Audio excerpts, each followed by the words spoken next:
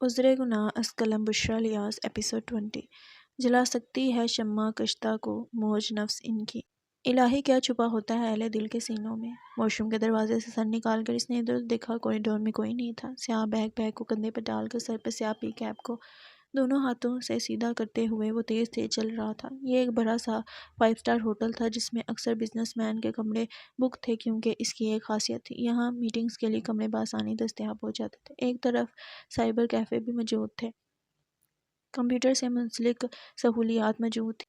ایک اسے یہاں کا نیٹ ورک سسٹم بہت زیادہ پسند تھا، ہر قدم کے ساتھ اس کی رفتار میں اضافہ ہو رہا تھا۔ وہ باہر نکل گیا، ہوٹل کو پیچھے چھوڑ بہت دور نکل آیا، راستے میں چلتے آٹو رکشا کو روکا اور اس میں سوار ہوا۔ سیاہ رنگ کی جیگوار ایف-20 نے اس آٹو رکشا کا تعاقب کیا۔ رکشا ایک جویلری شاپ کے باہر رکا تھا، سیاہ جیگوار بھی رکی، مگر رکشے سے نکلنے والے نوجوان کی نظر شاپ پر تھی۔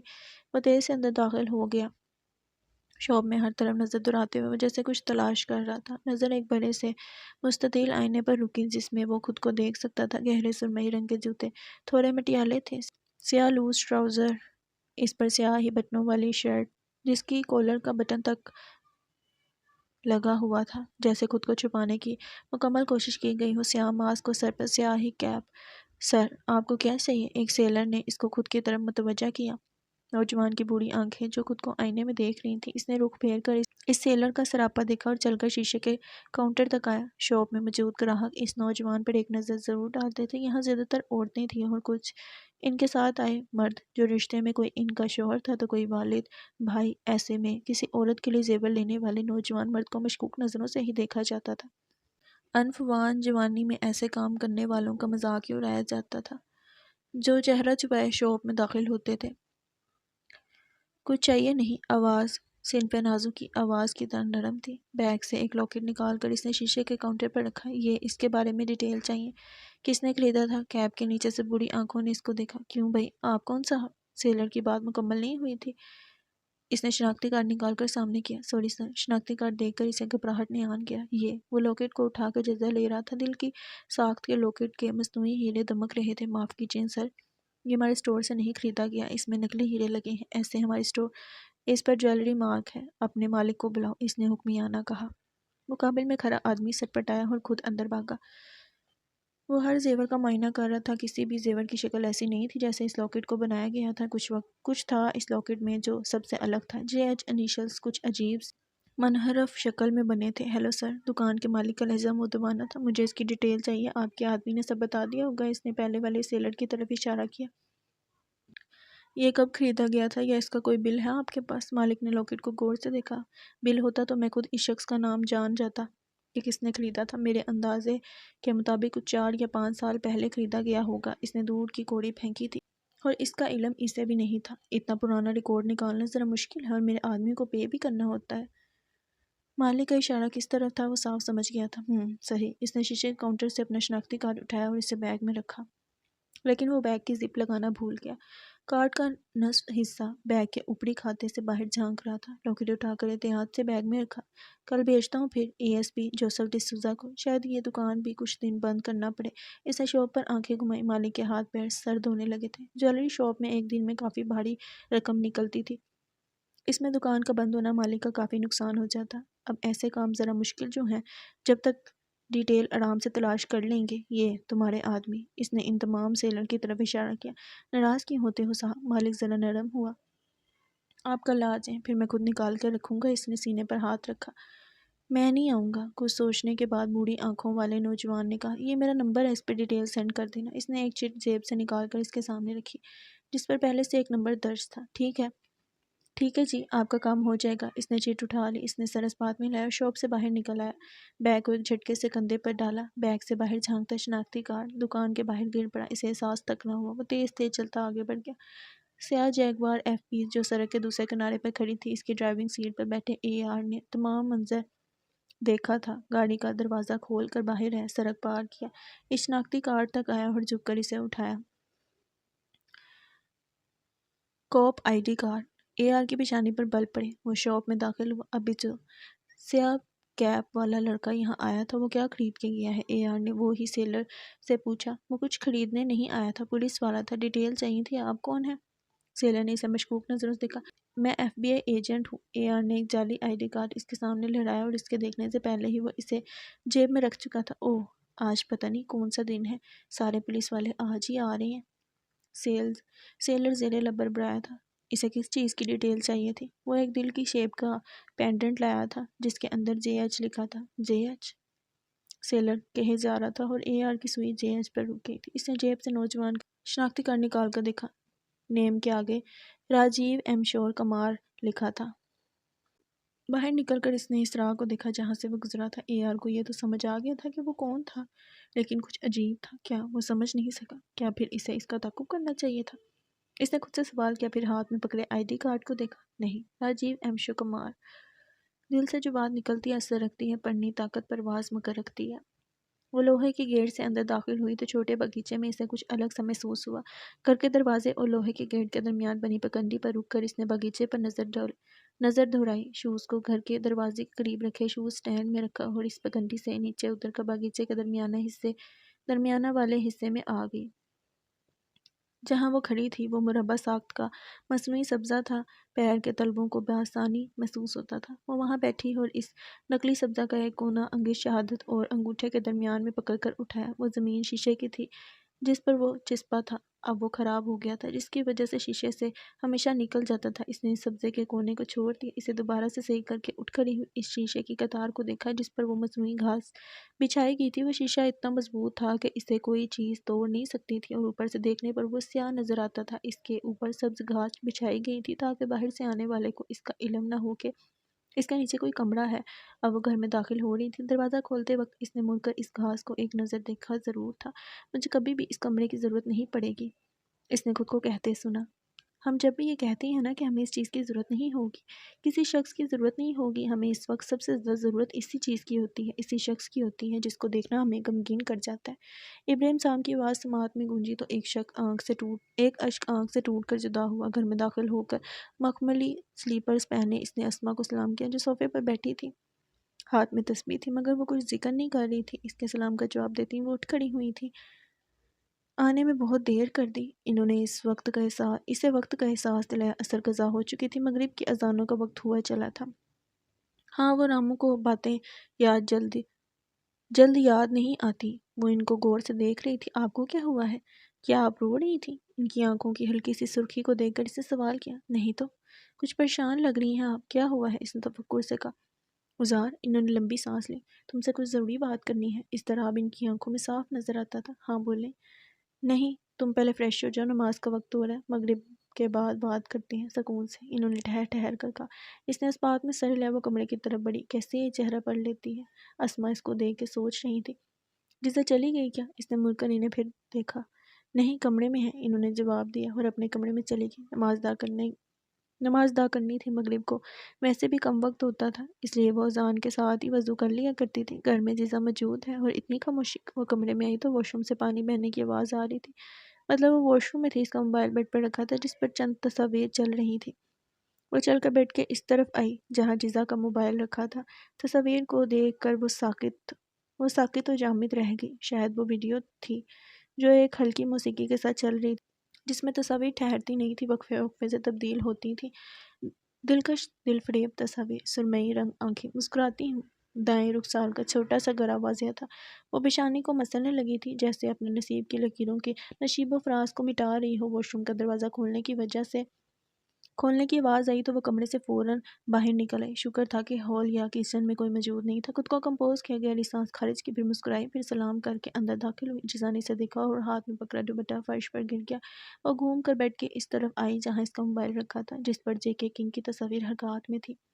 کیا ہوا ہے؟ کیا دیکھ رہی تھی؟ ازار نے جان بن کے پوچھا۔ کچھ نہیں، تم کب آئی؟ موبائل کو بند کر کے اس نے سائڈ میز پر رکھا جہاں دین کا کی چین رکھا تھا۔ جزا پھر ڈریسنگ میز کے سامنے آ کھڑی ہوئی۔ ابھی کہنے کے ساتھ ہی اس نے آنکھیں چرائیں۔ جزا نے غور نہیں کیا تو وہ اتنی دانا اور شاطر نہیں تھی کہ ازار کے کسی بھی جھوٹ کو پکڑ دی۔ جزا نے فرش پر گرا دوپٹہ اٹھایا، جھٹکنے کے بعد چہرے کے گرد لپیٹا۔ ازار بیڈ پر تھکے ہوئے انداز میں بیٹھ کے اسے دیکھا۔ لوز ٹراؤزر پر لانگ ٹاپ پہنا تھا، چہرے کے گرد ازار کا سفید دوپٹہ لپٹا تھا۔ تم مجھے دیکھ کر اتنی پریشان کیوں ہو گئی تھی؟ وہ اذان نے اسے وقت دیا، اتنا وقت تو لگتا تھا اسے جھوٹ کرنے میں۔ اب اٹھ کر بیگ، حجاب، کوٹ کو ترتیب سے وہ اپنی جگہ پر رکھ رہی تھی۔ کیا نماز پڑھ رہی تھی؟ اذان نے پھر دوسرا سوال کیا۔ ہاں، یہ تمہارا لمبا سا دوپٹہ لیا ہے میں نے تم سے اجازت نہیں لی نا؟ اس لیے پریشان ہوئی تھی، میرے پاس کہاں ایسے دوپٹے ہوتے ہیں۔ بوندا سا جواب دے کر وہ کسیانہ سے ہنسی۔ دونوں نے بچپن سے کبھی ایک دوسرے کی شے کو اجازت کے ساتھ استعمال نہیں کیا تھا۔ اس کے لیے اجازت کی ضرورت نہیں ہے، کہتے ہوئے وہ اپنی آستین اوپر چڑھا رہی تھی۔ وضو کرنا تھا، میری کوئی بھی شے کے لیے تمہیں اجازت کی ضرورت نہیں، کہتے ہوئے اس کے حلق میں کچھ اٹکا تھا۔ تمہیں نماز کے لیے تیار دیکھ کر مجھے خوشی ہوئی۔ ازار اس کی آنکھوں میں دیکھ کر مسکرائی۔ اس نے جزا کو کبھی نماز ادا کرتے نہیں دیکھا تھا۔ ازار اسے پہلے کہتی تھی نماز ادا کرے، مگر جب اس نے ازار کی بات کو سنجیدگی سے نہیں لیا تو ازار نے اسے کہنا چھوڑ دیا۔ کیا کسی کو پانے کے لیے تگدو ہے؟ ازار کے سوال پر اس کی نظر شرمندگی سے جھکی۔ تم وضو کر کے آؤ جلدی، مجھے نماز کچھ یاد ہے، تم آواز سے پڑھو گی تو یاد آ جائے گی۔ اس کے سوال کو نظر انداز کر کے جزا نے کہا، میں دعا کروں گی کہ وہ تمہیں مل جائے، مگر تمہیں ایک وعدہ کرنا ہوگا۔ وہ جان مز بچھاتے ہوئے ازار کی طرف مڑی۔ تم یہ دعا نہ کرو، تم جانتی ہو میں وعدے نہیں کرتی، اکثر ٹوٹ جاتے ہیں۔ اس کی آنکھوں میں بے بسی تھی۔ میں دعا کر دوں گی، تم بس وعدہ کرو کہ کبھی نماز نہیں چھوڑو گی۔ ازار کی بات پر اس نے خوف سے اسے دیکھا۔ کیا مطلب؟ اگر میں تم سے وعدہ کروں کہ میں کبھی نماز نہیں چھوڑوں گی تو تم مجھے… وہ حیران تھی۔ ازار نے اس بات میں سر لیا۔ تمہارا ہی فائدہ ہے، سوچ لو۔ میں آئی، وہ کہتے ہوئے مسکرا کے واش روم میں چلی گئی۔ اگر تمہیں علم ہو کہ وہ کون ہے تب بھی۔ وہ واش روم کو دیکھ رہی تھی۔ سوال اتنی دبی آواز میں کیا گیا تھا کہ فرشتے بھی سن نہ سکے، مگر اسے نہیں پتا تھا کہ ازار کو علم تھا کہ وہ کون ہے۔ جے کے دی کنگ۔ ہر شخص جل رہا ہے عداوت کی آگ میں، اس آگ کو بجھا دے۔ وہ پانی تلاش کر جہاں زیب کی یاد کے دریچے سے۔ گن کہاں سے آئی؟ امان اللہ صاحب کے خوبصورت بنگلے کے ڈائننگ روم میں وہ صوفے پر سر جھکائے بیٹھا تھا۔ زرد رنگ کی ٹی شرٹ اور نیلی ڈینم میں پہلے سے فریش اور خوشباش لگتا تھا۔ امان اللہ صاحب اس کے سر پر کھڑے تھے۔ ان کا چہرہ غصے سے سرخ تھا۔ اس میں امان صاحب سے نظر ملانے کی ہمت نہیں تھی، اس لیے وہ نگاہیں جھکا کے بیٹھا تھا۔ فیروزہ بیگم ایک سنگل صوفے پر اس سے فاصلے پر بیٹھی تھی۔ کمرے کا دروازہ اچھی طرح سے مقفل تھا تاکہ اس کی آواز باہر نہ جائے۔ ہم کچھ پوچھ رہے ہیں، گن کہاں سے آئی آپ کے پاس؟ انہوں نے پھر اپنا سوال دہرائے مگر جواب نہ ڈالے۔ آپ جانتے ہیں آپ نے کیا کیا ہے جے؟ وہ اسے غور سے دیکھ رہے تھے۔ اس کے چہرے پر شرمندگی تھی۔ الیگزینڈر کیا سوچے گا؟ ہم نے کیسی تربیت کی ہے آپ کی؟ ان کی بات سن کر اسے ضبط سے ہونٹ پیچھے۔ وہ یہ بات کبھی سمجھ نہیں سکا تھا کہ امان اللہ صاحب کی نظر میں الیگزینڈر کی اتنی اہمیت کیوں تھی۔ انہوں نے کبھی عالم زیب کو پسند نہیں کیا تھا، نہ اپنی بیٹی فاطمہ کے لیے، نہ ہی جہاں زیب کے لیے۔ وہ ان کی نظر میں نااہل تھے، مگر وہ ہمیشہ الیگزینڈر کا سوچتے تھے۔ جہاں زیب کو اس بات سے خوف آتا تھا کہ وہ اسے الیگزینڈر کے در پر چھوڑ نہ آئے۔ وہ کچھ بھی سوچے، آئی ڈونٹ کیئر جے، وہ دبی دبی آواز میں چیخے۔ چیخنا چلانا ان کی عادت و اتوار میں شامل نہیں تھا، بلکہ ان کی نظر میں صرف مرد وہ تھا جو غصے میں بھی خود پر قابو رکھے۔ اگر الیگزینڈر درمیان میں نہ آتا تو آپ اسے مار چکے ہوتے۔ انہیں عالم کا نام لینا بھی ایک گالی جیسا لگتا تھا۔ اس نے نگاہیں اٹھا کر امان صاحب کو حیرت سے دیکھا۔ آپ کو لگتا ہے میں اسے قتل کر سکتا تھا؟ اس نے کہا تو اس کی بات میں بے یقینی تھی۔ امان صاحب کی اس بات پر فیروزہ بیگم کو بھی اعتراض تھا، مگر ان کے سامنے کب کسی کی زبان کھلی تھی؟ پھر آپ گن کس ارادے سے لے کر گئے تھے جے؟ جہاں تک ہمیں پتہ ہے گن کبھی کسی کو جان نہیں دی، صرف لی ہے۔ میں صرف انہیں ڈرانا چاہتا تھا۔ وہ نادم تھا۔ اور کیا وہ دونوں ڈرے؟ شاید ہاں، وہ اتنے خوفزدہ ہو گئے تھے کہ آپ کو یہاں چھوڑ کے۔ ان کی بات پر وہ مسکرایا۔ اس کا یہی منصوبہ تھا؟ پھول! ان کے کہنے پر اس کے چہرے کی مسکراہٹ مدھم ہوئی۔ آپ انہیں کیا سمجھ رہے ہیں؟ ہم عمر بیوقوف لڑکے؟ وہ کمرے میں ادھر سے ادھر ٹہل رہے تھے، چہرے پر اضطجاب پھیلا تھا۔ وہ الیگزینڈر ہیں جے، ہم چاہتے تھے آپ ان کے ساتھ کچھ دن رہیں، بزنس سیکھیں، سیاست دیکھیں، لیکن آپ نے ثابت کر دیا آپ ایک بیوقوف لڑکے ہیں۔ وہ تلملا اٹھا تھا۔ آپ الیگزینڈر کو اچھا خاصا موقع دے آئے ہیں، جسے ہم نے سر اٹھانے کا موقع نہیں دیا۔ اب وہ ہم پر انگلی اٹھائے گا، ہماری تربیت پر، آپ کی اخلاقیات پر۔ آپ سے بہتر تو وہ بچی ازار ہے، جسے سمجھانے یا بتانے کی ضرورت نہیں پڑتی۔ لوگوں سے کیسے ڈیل کرنا ہے وہ خوب جانتی ہے۔ آپ کو کیسے علم ہوا کہ وہ کیسی ہے؟ ان سالوں میں آپ اس سے ملنے کبھی گئے نہیں؟ جہاں زیب نے ہلکی سرمئی رنگ آنکھوں کو سکوڑ کر پوچھا۔ اور اس کی وجہ بھی آپ ہیں، کیونکہ وہ چہرے پڑھنے کا ہنر جانتی ہیں، اور ہم نہیں چاہتے کہ وہ جان لے جو اس سے مخفی ہے۔ آپ ذہن میں ایک خیال بھی نہ لائیں کہ آپ اس سے مل سکتے ہیں۔ اس کے اندر اڑتی تتلیوں کو انہوں نے بے آواز قتل کر دیا تھا، اور 10 سال آپ اس کے سامنے نہیں آئیں گے جب تک وہ آپ کے اور خود کے درمیان کے رشتے کو قبول نہیں کر لیتی۔ اس لیے کہہ رہی ہیں اپنی بے ترتیب زندگی میں درستگی لائیں، نظم و نسق لائیں۔ وہ ازار دوست بھی کم ہی بناتی ہے، اور اس کے قریب تر افراد میں کچھ خاص بات ہوتی ہے، کوئی منفرد خوبی جس سے وہ متاثر ہوتی ہے، تب بھی کوئی اس کا دوست بن سکتا ہے۔ آپ میں مجھے وہ انفرادیت چاہیے جے۔ خوبصورتی اسے نہیں لبھاتی، اس بے ترتیب زندگی کو آپ درست تب کر سکو گے جب نماز کی پابندی ہوگی۔ ہم دیکھ رہے ہیں آپ نماز وقت پر ادا نہیں کرتے، صبح 10 بجے کوئی فجر ادا نہیں کرتا، کئی تو ایسے بھی ہوتے ہیں جو فجر ادا ہی نہیں کرتے۔ اس طرح امان اللہ صاحب کے سامنے وہی زبان چلا سکتا تھا۔ انہوں نے جہاں کو ہر طرح سے آزاد کر رکھا ہوا تھا، ورنہ تو ان کے روب کے سامنے وہ بھی شکست تسلیم کر لیتا تھا۔ امان اللہ صاحب کے لیے وہ بہت عزیز تھا۔ امان اللہ صاحب نے بیٹوں کی طرح بہت سے بچوں کی کفالت کی تھی، مگر جہاں وہ تھا جسے وہ فخر کے ساتھ کسی سے ملا سکتے تھے کہ وہ ان کا بیٹا ہے۔ فیروزہ بیگم نے اسے اشارے سے آگے بولنے سے روکا۔ پھر ان کی زندگی بے مقصد اور بے ترتیب ہوتی ہے جے کوئی اصول، کوئی ضوابط نہیں ہوتا، وہ سزا کے مستحق ہوتے ہیں۔ بظاہر تو ایسے افراد خوش نظر آتے ہیں، مگر اللہ کے سامنے نہ جھکنا ہی ان کی سزا ہوتی ہے۔ اس نے سمجھ کر اس بات میں سر لیا، خود سے نماز کی پابندی کا وعدہ بھی کر لیا۔ اگر چاہتے ہیں وہ آپ سے متاثر ہو تو الیگزینڈر سے معذرت کر لیں۔ نماز کی پابندی بجا تھی، مگر معذرت وہ یہ تصور بھی نہیں کر سکتا تھا۔ نہیں، وہ سرے سے ہی مکر گیا۔ وہ میرے لیے اتنا اہم نہیں ہے۔ آپ کو اتنا کیوں پسند ہے؟ بات پسند کی نہیں ہے جے، بات اصولوں کی ہے۔ وہ اصولوں کا پکا اور راست باز ہے۔ اس نے گردن نفی میں ہلائی۔ وہ آپ کی طرح بالکل نہیں ہے، مجھے خود سے علیحدہ نہ کریں۔ الیگزینڈر سے تلافی کرنے کا مطلب تھا دوبارہ روس جا کر ان کے ساتھ رہنا، جو کہ وہ نہیں چاہتا تھا۔ آپ جانتے ہیں جب الیگزینڈر کو آپ کے بارے میں علم ہوا تھا تو آپ کی عمر کیا تھی؟ نہیں، اسے سوال کا مطلب سمجھ نہیں آیا تھا۔ اوزار سے بچپن میں نکاح کے جواز کو جانتے ہیں؟ نہیں۔ شاید خالہ آمنہ پر آپ کو اعتبار نہیں تھا، اسے یہی لگا تھا۔ جے، آمنہ ہماری بیٹی ہے، ہم اگر مر بھی گئے تو وہ کبھی اپنے وعدے سے نہیں مکرے گی۔ بات الیگزینڈر کی تھی، اسے بیٹا اس عورت سے تھا جو مسلم تھی، مغلوں کے خاندان سے تھی۔ دوسری عورت سے 3 بیٹیاں تھیں، مگر بیٹا نہیں تھا، اس لیے وہ اسما کو ساتھ نہ لے جا سکے۔ ہماری اس سے ملاقات ہوتی رہتی تھی۔ وہ بزنس مین ہے، انڈیا میں آنا جانا تھا۔ وہ چاہتا تھا اس کی بیٹی اس کے انتظار میں اس کے ہوٹل میں کام نہ کرے، اس لیے اس نے اسما کی کفالت کے لیے ہمارا انتخاب کیا۔ وہ سانس لینے کو رکے۔ ماضی خود کو دہراتا ہے، سمے کا چکر ایسا ہی ہے۔ یہی معاملہ عالم کے ساتھ بھی تھا۔ اسے بھی دوسری بیوی سے 2 بیٹیاں ہیں، مگر بیٹا نہیں ہے۔ اور جب الیگزینڈر کو اس کا علم ہوا تو آپ صرف 7 سال کے تھے۔ وہ آپ کو ساتھ لے جانا چاہتے تھے۔ اس وقت ہمارا دماغ منجمد ہو گیا تھا۔ آپ کو روکے رکھنے کا کوئی جواز سمجھ میں نہیں آیا تھا۔ تب ہم ابراہیم سے ملاقات کے لیے کوکن گئے۔ ہمیں لگا تھا وہ کوئی صحیح رائے دیں گے، لیکن ہماری پریشانی جان لینے کے بعد وہ بھی پریشان ہو گئے اور ہم نے اوزار کو کھیلتے مسکراتے دیکھا تو بس ہمیں لگا یہی لڑکی آپ کے لیے زنجیر کا کام کرے گی، ایسی زنجیر جو دکھائی نہیں دیتی مگر جکڑے رکھتی ہے، آپ کو ہم سے جوڑے رکھے گی۔ ہم اس وقت خود غرض ہو گئے تھے۔ ہم جانتے تھے ہم اس پر ظلم کر رہے ہیں۔ ہو سکتا ہے یہ جان لینے کے بعد وہ کبھی ہمیں معاف نہ کرے، اس لیے چاہتے ہیں کہ آپ میں ہر وہ خوبی ہو، ایسی خوبی جو آپ کو دوسروں سے منفرد ظاہر کرے، تاکہ وہ آپ سے متاثر، وہ آپ کو قبول کر لے اور ہمیں یاد کرے تو ہم سے ناراض نہ ہو۔ وہاں پھر مجرمانہ سی طویل خاموشی تھی۔ امان اللہ صاحب چاہتے ہیں جہاں کو وہ درخت بنا دیا جائے جس کا سایہ ان کے آنگن میں ہمیشہ رہے اور ہر طرح کے ہر قسم کے میوے دے تاکہ اوزار خوش ہو۔ فیروزہ بیگم صرف سوچ ہی سکی تھی۔ والدین اپنے بچے کو کامیاب دیکھنے کے لیے یہی چاہتے ہیں کہ وہ ایسا درخت ہو جو تمام انواع و قسم کے ثمر دیتا ہے۔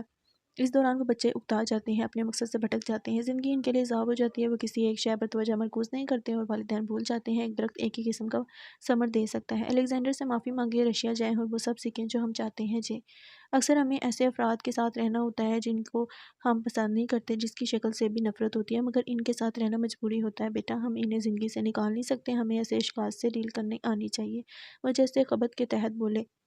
وہ الیگزینڈر سے واقف تھے اور یہ سوچ کے جہاں کو درس دے رہے تھے کہ مستقبل میں وہ کوئی نقصان سے دوچار نہ ہو۔ یہ آپ کی جنگ ہے جے، آپ نے ہمت سے مقابلہ کرنا ہے، شکست ہوئی تو ہمیں بھی ہار ہو جائے گی اور اوزار کو بھی۔ ہماری ایک ضروری میٹنگ ہے۔ کہنے کے ساتھ ہی وہ اٹھ کھڑے ہوئے۔ ہماری بات پر اچھے سے غور فکر کریں۔ آخر میں سلام کرتے ہوئے وہ کمرے سے باہر نکل گئے۔ فیروزہ بیگم اٹھ کر اس کے قریب میں بیٹھ گئی۔ اس نے اپنا سر ان کی گود میں رکھا اور آنکھیں موند لی۔ جے، اپنے بابا کو مزید سنجیدگی سے لینے کی ضرورت نہیں ہے۔ ان کا اشارہ امان صاحب کی طرف تھا۔ وہ ہلکے ہلکے اس کے بالوں کو پیشانی سے پیچھے کرتے سے لا رہی تھی۔ اس نے آنکھیں نہیں کھولی۔ امی، کسی کی محبت حاصل کرنا اتنا مشکل کیوں ہے؟ وہ جیسے نیند کے آغوش میں تھا۔ مشکل کچھ نہیں ہوتا جے، یہ تمام ہمارے دماغ کی اج ہوتی ہے جو کہتی ہے آپ نہیں کر سکتے، آپ سے نہیں ہوگا، آپ اس کے قابل نہیں ہیں۔ پھر بابا کیوں چاہتے ہیں کہ میں اوزار کے الیگزینڈر سے معافی مانگوں؟ اس نے کرب سے کہا۔ آپ کو کس کی محبت چاہیے، الیگزینڈر کی یا اوزار کی؟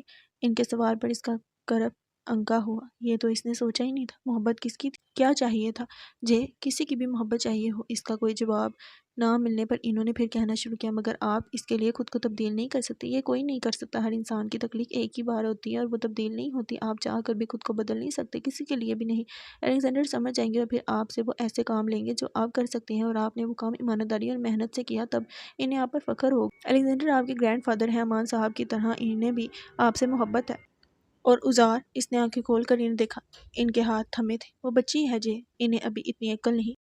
شوہر کا مطلب بھی پتہ ہوگا تو بھی انہیں مجازی محبت کا علم نہیں ہوگا۔ اس کے ذہن میں جیسی ضربیں لگائی جائیں گی وہ آپ کو ویسے ہی دیکھے گی، مطلب خالہ آمنہ کی طرح وہ بھی مجھ سے نفرت کرے گی۔ یہ سوچ کر کہ میرے جسم میں عالم زیب کا خون بہتا ہے، ایک دن رنگ دکھائے گا ہی۔ فیروزہ بیگم کے چہرے پر حیرانگی پھیلی تو اس نے زبان کو بریک لگایا اور اٹھ بیٹھا۔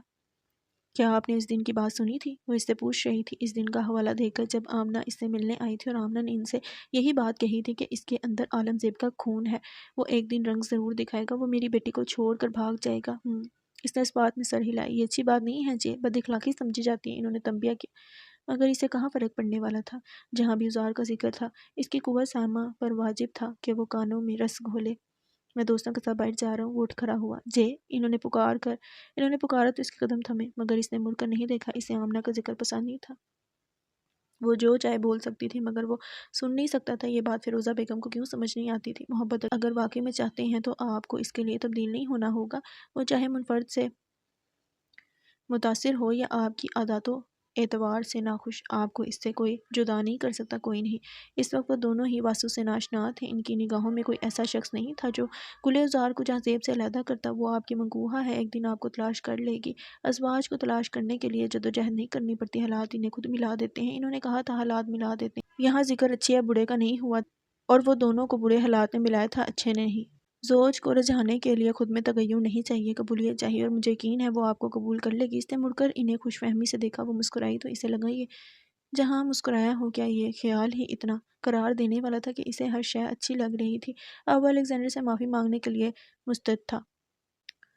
منظر سبز رنگ کی مصنوعی جھیل میں تبدیل ہوا۔ وہ قریب آرام چیئر پر بیٹھا جھیل میں کنول کے پھولوں کو دیکھ رہا تھا۔ دو بطخیں اس جھیل کے کنارے پر تیر رہی تھیں۔ یہ سیاہ پتھروں کے گھر کے باہر بنی خوبصورت جھیل تھی، ازار کی پسندیدہ۔ آپ کو اس سے کوئی جدا نہیں کر سکتا، کوئی نہیں، عمار کفیل بھی نہیں۔ وہ سوال کر رہا تھا یا خود کو تسلی دے رہا تھا، پتہ نہیں۔ ازواج کو تلاش کرنے کے لیے جدوجہد نہیں کرنی پڑتی، حالات انہیں خود ملا دیتے ہیں۔ حالات نے ہمیں ملا دیے ہیں امی، مگر برے حالات نے۔ وہ آسمان کو دیکھ کر بولا، کوئی منفرد خوبی جس سے وہ متاثر ہوتی ہے تب ہی کوئی اس کا دوست بن سکتا ہے۔ عمار کفیل میں ایسی کون سی خوبی تھی جو اس کو متاثر کرتی تھی؟ جہانزیب کو آج تک اس میں ایسا کچھ نظر نہیں آیا تھا۔ آفس کی تمام لڑکیاں جہاں اپنے بوس کو پسند کرتی تھیں وہاں عمار کفیل بھی ان کا کرش تھا۔ بقول اے ایسی خوبی جو آپ کو دوسروں سے منفرد ظاہر کرے؟ مجھ میں ایسی کوئی خوبی نہیں ہے بابا۔ اب وہ امان صاحب سے مخاطب تھا۔ زوج کو رجھانے کے لیے خود میں تغیر نہیں چاہیے، قبولیت چاہیے۔ اگر اس نے مجھے ایسے قبول نہیں کیا تھا بوس اے آر دور سے اسے مخاطب کرتے ہوئے اس کی طرف بڑھ رہا تھا، ہاتھ میں کچھ لیے۔ اس کی سماعت تک اے آر کی آواز نہیں پہنچی۔ بوس وہ قریب آ کر جھک کر بولا۔ اس نے اپنی خوبصورت ناک سکڑی۔ کیا ان ہنسوں کے جوڑے کو دیکھ کر اپنی بیوی یاد آ گئی؟ انداز مذاق اڑانے جیسا تھا۔ وہ بطخ ہے۔ اس نے ضبط سے آنکھیں میچ لیں۔ تو کیا ہوا؟ ہے تو جوڑا ہی نا، اور مجھے یقین ہے تمہیں ایئرپورٹس کے جوڑے سے بھی اپنی بیوی یاد آتی ہوگی۔ وہ دوسری کرسی پر پھیل کر بیٹھا۔ کوئی کام کی بات ہے تو بتاؤ ورنہ شکل گم کرو۔